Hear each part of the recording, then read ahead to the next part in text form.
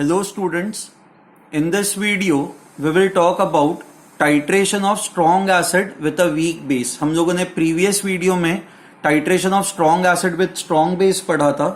अब इस लेक्चर में हम लोग titration of strong acid with weak base पढ़ेंगे. तो हमारा जो weak base है that is NH4OH, we have 20 ml of weak base. इसकी molarity जो है that is given to you as 0.5 molar. weak base है, इसका pKb आपको दिया हुआ है 4.7 and we are using strong acid for titration, so strong acid is HCl and the strength of strong acid is 0.5 molars. अब धीरे धीरे हम लोग HCl ऐड करना स्टार्ट करेंगे. सो हमारे पास ये वीक बेस 20 ml है. अब धीरे धीरे ये एसिड ऐड करना स्टार्ट करोगे. आपका रिएक्शन कैसे होगा? NH4OH plus HCl will give you NH4Cl plus H2O. This is basically a salt of strong acid plus weak base, and this undergoes cationic hydrolysis.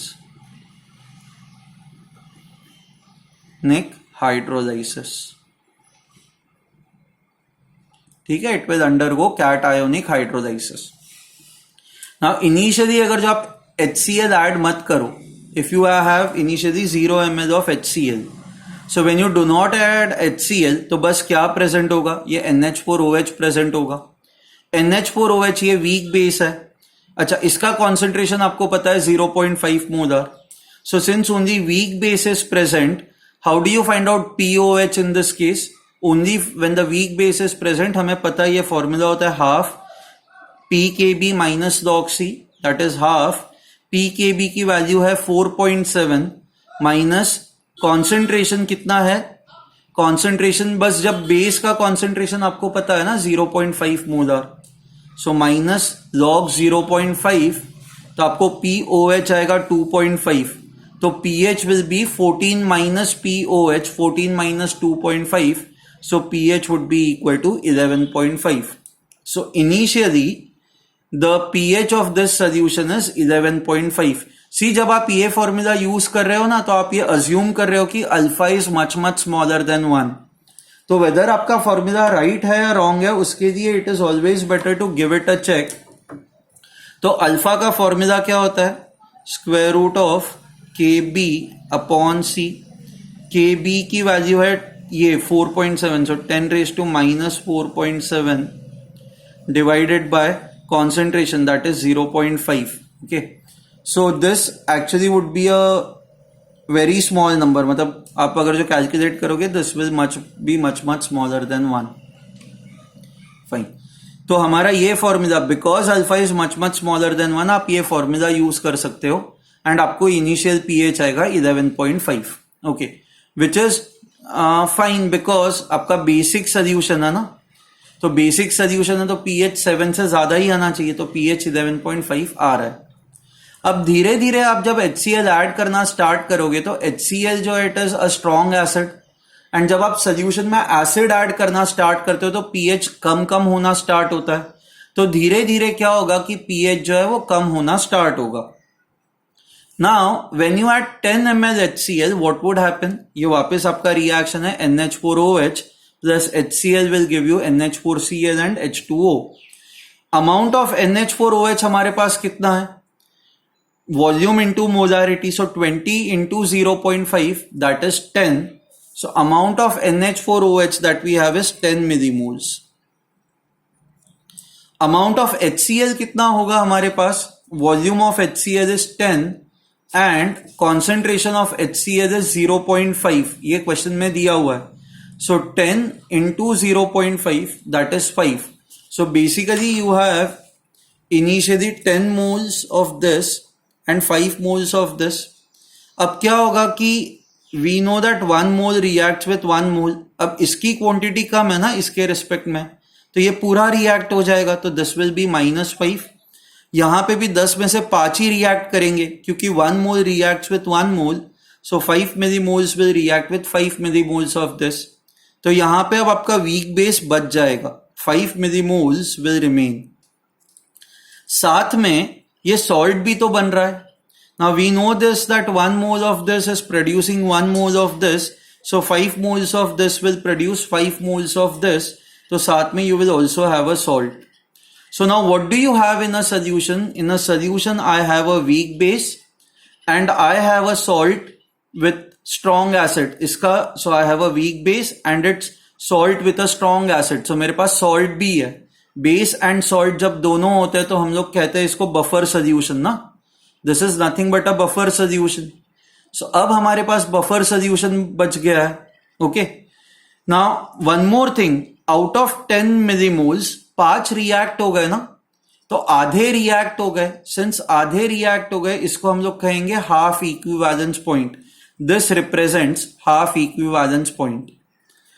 अब because this is a basic buffer, ये basic buffer है, तो POH हम लोग लिखेंगे POH would be equal to PKB plus log of salt by acid.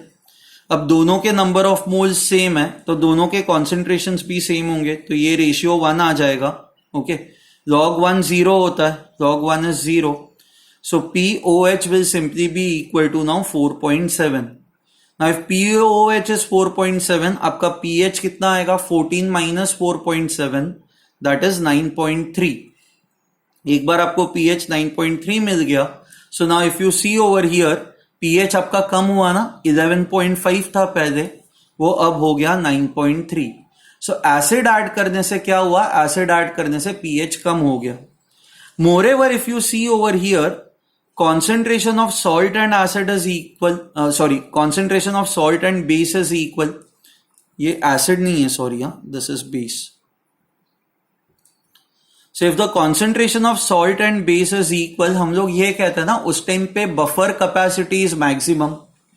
Buffer capacity maximum का meaning क्या होता है कि pH आपका चेंज नहीं होता. So if buffer capacity is maximum, it means pH does not change much on adding small amount of acid और base. आपका pH चेंज ही नहीं होगा. ठीक है. So around half equivalence point I can say that pH does not change much.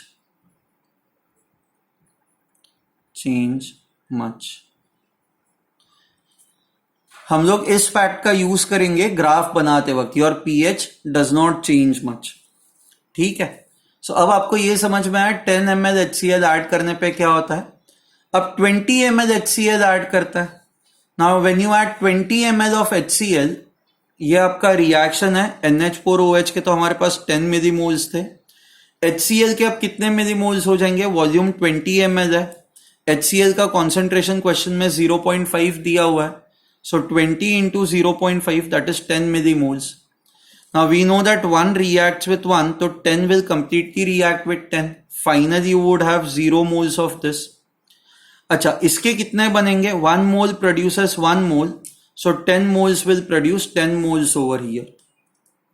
So now you have 10 millimoles of NH4Cl.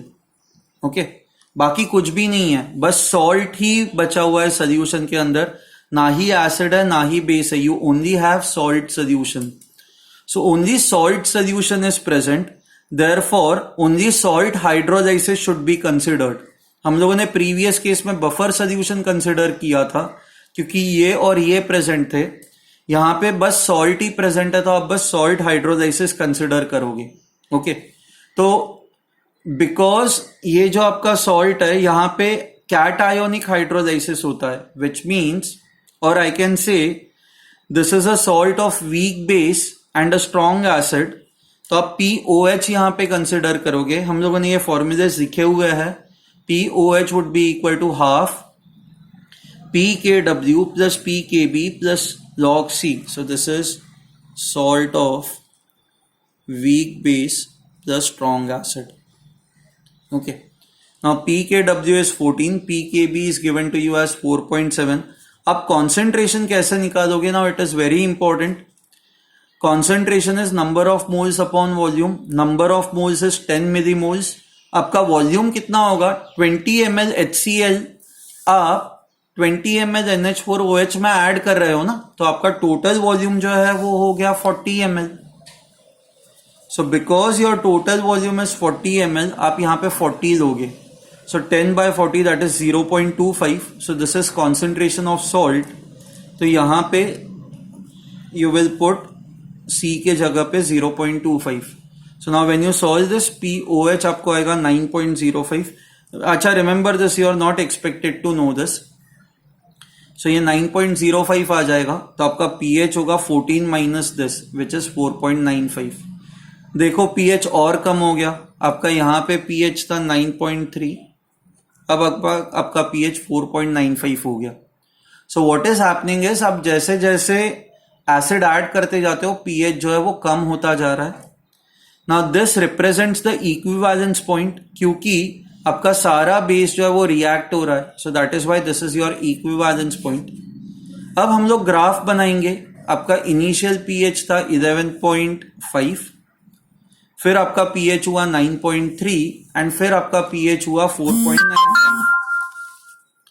So अच्छा, eight 21 ml भी हम लोगों ने किया हुआ है कैलकुलेशन. 21 ml पे क्या होगा, NH4OH के तो आपके पास 10 मिलीमोल्स ही थे, वो तो फिक्स थे. HCl का कॉन्सेंट्रेशन 0.5 मोल आ रहा है, तो 21 इंटू 0.5 ये 10.5 मिलीमोल्स हो गए. अब आपके पास बेस कम है ना, एसिड ज्यादा है, तो ये जो बेस है वो कंप्लीटली रिएक्ट कर जाएगा. ये -10, यहाँ पे -10 और यहाँ पे +10 बन जाएगा. So this will become, amount of HCl left is 0.5 millimoles and amount of salt produced will be 10 millimoles. अच्छा, now ये salt जो होता है हमें पता है कि ये salt it undergoes hydrolysis. तो NH4 plus will undergo hydrolysis. NH4 plus H2O, it will form NH4OH and H plus. Okay. हाँ, हमने बस NH4 प्लस ही क्यों कंसिडर किया है, क्योंकि ये जो सॉल्ट है it is a salt of weak base and strong acid. And when you have a salt of weak base and a strong acid, it only undergoes cationic hydrolysis. ये ना यहाँ पे बहुत सारे टर्म्स है, तो it is very important that you see these videos again and again. In terms को बार बार पढ़ो ताकि आप कंफर्टेबल हो जाओ. So it will only undergo cationic hydrolysis, आपको ये रिएक्शन मिलेगा. अब बिकॉज सोल्यूशन में HCl भी बचा हुआ है, हमें पता है HCl is a strong acid. HCl will give you lots of H plus ions. तो ये H plus ions का कॉन्सेंट्रेशन इंक्रीज होगा, तो ये आपका जो रिएक्शन है ये तो बैकवर्ड डायरेक्शन में चला जाएगा. तो विच मीन्स यहां से जो H plus आएंगे वो सिग्निफिकेंट नहीं होंगे, बिकॉज ये रिएक्शन बैकवर्ड डायरेक्शन में जाएगा.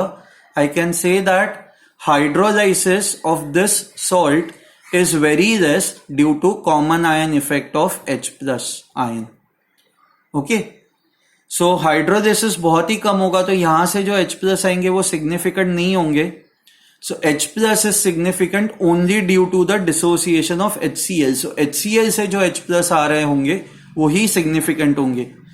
Hydrolysis से जो H plus आ रहे हैं वो insignificant है. Now we have 0.5 millimoles of HCl, so you will get 0.5 millimoles of H plus. Okay. Now H plus का concentration कितना होगा, number of moles upon volume, so 0.5 upon आपका volume कितना होगा, 21 ml of HCl and 20 ml initially base का था, so total volume 41 ml. तो आपका concentration ये आएगा, pH will be minus log of H plus ions, तो आपको pH 1.91 आएगा. So you can see that जैसे जैसे आप HCl ऐड करते जा रहे हो आपका pH जो है वो कम होते जा रहा है. ओके, आप अगर जो आपका कर्व प्लॉट करोगे तो आपका कर्व ऐसा कुछ आएगा, pH is continuously decreasing. Okay, now initially you can see that this graph is steep. ये स्टीप ग्राफ है, इसका स्लोप ज्यादा है. द रीजन इज बिकॉज कि initially you only have NH4OH. Okay, NH4 plus and OH minus. Now क्या होता है कि आप जैसे ही HCl ऐड करते हो ये OH minus का कॉन्सेंट्रेशन कम होता जाता है ना फटाफट. Now OH minus का कॉन्सेंट्रेशन कम होता जाएगा तो solution will now become less basic. Correct? Less basic. Now because solution becomes less basic, आपका pH जो है so it becomes more acidic. So it becomes more acidic, and because it becomes more acidic initially pH जो है वो फटाफट कम होता जाता है. Okay, so because initially in the solution only you had this, बस यही हमारे पास प्रेजेंट था, एंड OH माइनस, यहां से जो भी OH माइनस जनरेट हो रहे थे वो फटाफट H प्लस के साथ रिएक्ट हो रहे थे, तो OH माइनस का कॉन्सेंट्रेशन कम हो रहा था, तो आपका सोल्यूशन लेस बेसिक हो रहा था, तो it was becoming more acidic, इसलिए आपका पीएच इनिशियली फटाफट कम हो रहा था, because solution is becoming more acidic. उसके बाद क्या होने लगा कि उसके बाद अब धीरे धीरे जब NH4OH HCl के साथ जब रिएक्ट करेगा तो क्या बनाएगा ये NH4Cl. सो नाउ अब क्या हो रहा है कि अब सोल्यूशन में दोनों चीजें प्रेजेंट है, NH4OH प्लस NH4Cl. तो ये तो आपका बफर हो गया ना, this becomes your buffer solution. ना बफर सोल्यूशन का काम ही होता है कि वो पीएच कांस्टेंट रखता है, वो पीएच चेंज होने नहीं देता. तो आप ये रीजन में देखो ना, आप वॉल्यूम चेंज कर रहे हो, आप वॉल्यूम इंक्रीज कर रहे हो, बट फिर भी आपका पीएच जो है वो ऑलमोस्ट कांस्टेंट है. The graph is flat. At 10 ml which was your half equivalence point, हम लोगों ने ये कहा था कि at 10 ml at half equivalence point buffer capacity is maximum, and because buffer capacity is maximum आपका पीएच जो है वो पीएच बहुत ही कम चेंज होगा, मतलब इट विल नॉट चेंज. तो आपका यहां पे ये जो ग्राफ होगा ना ये ऑलमोस्ट हॉरिजॉन्टल होगा. So in this case slope of the curve is almost equal to 0. So at half equivalence point slope of the curve is equal to 0 because buffer capacity is maximum, because at this point concentration of salt is equal to the base. फिर इस point के बाद क्या होता है, अब धीरे धीरे जैसे इक्विवेलेंस पॉइंट के पास जाते हो तो हम लोगों ने देखा था कि इक्विवेलेंस पॉइंट के आसपास स्लोप जो होता है वो मैक्सिमम होता है. तो at equivalence point slope of the curve is maximum. Equivalence point पे जो आपका पीएच है that is 4.95. Okay fine. And ये इक्विवेलेंस पॉइंट कब आ रहा है, जब आप 20 ml of HCl, so this is volume of HCl added.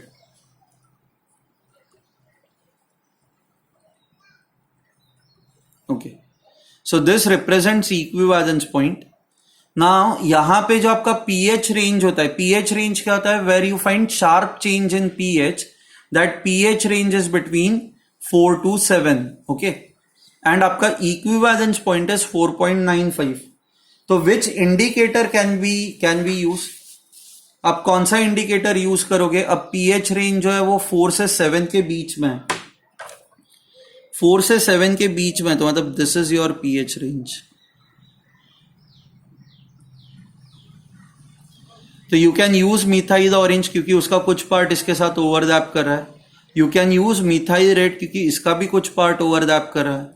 You can use phenol red क्योंकि इसका भी कुछ पार्ट इसके साथ ओवरलैप कर रहा है. लिटमस को तो हम लोग यूज नहीं करते. अच्छा, you can not use phenolphthalein because phenolphthalein का कोई भी पार्ट ये ग्रीन लाइन के साथ ओवरलैप नहीं कर रहा है. ठीक है. अच्छा, यहां पे इक्विवेलेंस पॉइंट पे आपका पीएच जो था that was 4.9. So equivalence point पे पीएच था 4.9. सो ये 4.9 पीएच किसके रेंज में आ रहा है, you can see that it is coming in the range of methyl red. So that is why the best indicator over here will be methyl red.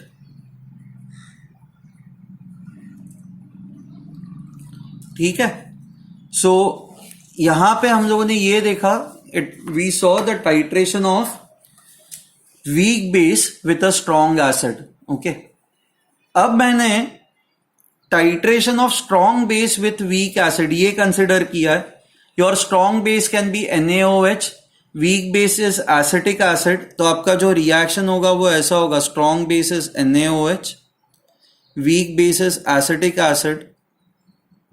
Okay, it will form CH3COO minus Na plus H2O.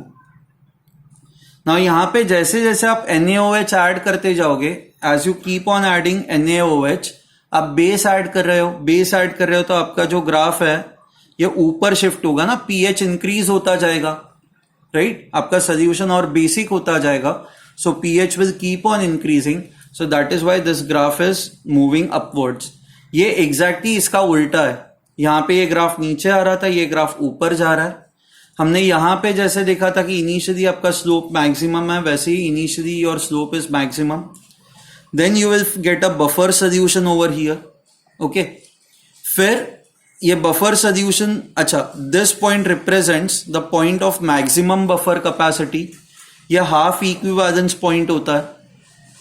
उसके बाद this point represents your equivalence point, हमें पता है equivalence point पे slope is maximum, हमें यह पता है हाफ इक्विवेलेंस पॉइंट पे slope is equal to 0। Okay, अच्छा यहां पे I would want you to do the calculations by yourself. जैसे हमने इसको एनालाइज किया हुआ है वैसे ही आप इसको एनालाइज करोगे कि initially amount of NaOH is 0, तो बस ये एसिड ही प्रेजेंट है, तो आप वीक एसिड का फॉर्मूला लगाओगे, pH is equal to half pKa minus log C। उसके बाद आप थोड़ा सा हाफ इक्विवेलेंस पॉइंट पे क्या होगा, एसिड भी प्रेजेंट होगा और ये भी प्रेजेंट होगा, आप बफर सोल्यूशन का फॉर्मूला लगाओगे, फिर फुल इक्विवेलेंस पॉइंट पे बस यही रहेगा। तो when at full equivalence point only salt is present. Okay, so आप सॉल्ट हाइड्रोलाइसिस का फॉर्मूला लगाओगे। अच्छा, आपको pKa की वैल्यू दी हुई है, so using these concept please ensure that you are getting these numbers 1, 2 and 3। आप चेक करना आपको ये नंबर आ रहे हैं या नहीं आ रहे, ठीक है। So I hope you have understood how to find out the pH when either acid is strong or base is strong, ठीक है। हम लोगों ने इसके पहले जो केस देखा था प्रीवियस वीडियो में, वो था जहां पे एसिड और बेस दोनों स्ट्रांग थे। ओके फाइन, यहां पे जो pH रेंज होती है, I'll give you the pH range over here. So pH range of titration is 7 to 10. Now you can see यहाँ पे 4 से 7 था, यहाँ से 7 से 10 है, मिला के 4 to 10 हो जाता है, right? Which is the pH range of strong acid and a strong base titration. ठीक है, so pH range is 7 to 10. कौन सा इंडिकेटर आप यूज करोगे, 7 to 10 है, तो यहाँ पे 7 to 10 is this.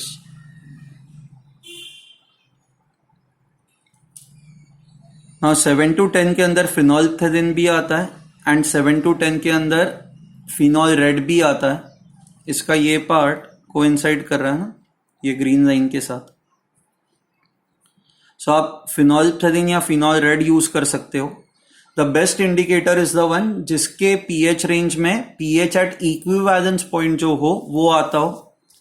pH at equivalence point is 9.05, so 9.05 is over here.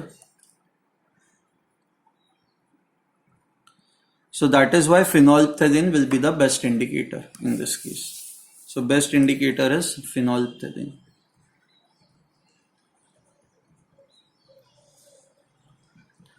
ठीक है, I hope this is clear to you. Okay, the last one is titration of weak acid and a weak base. हाँ, normally इसके लिए pH range जो होती है बहुत छोटी होती है, 6.5 से 7.5, इसलिए normally this titration is not carried out.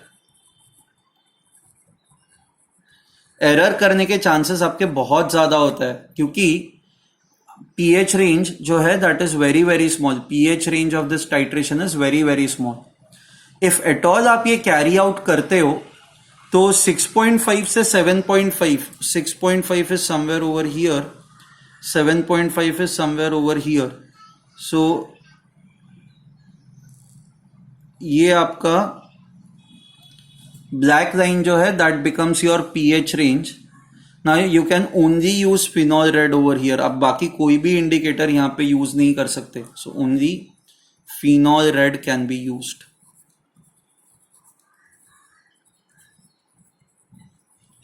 ठीक है, फाइन। सो हम लोगों ने सारे टाइप के टाइट्रेशंस जहां पे बस एसिड और बेस इन्वॉल्व है वो हम लोगों ने कवर किए हुए हैं. These titrations are very very important. Okay, please go through this video and the previous video once again. In the next video what we will do is we will look at titrations of salts. Okay, and finally we'll look at titration of a polyprotic acid. Okay, ठीक है, fine, bye.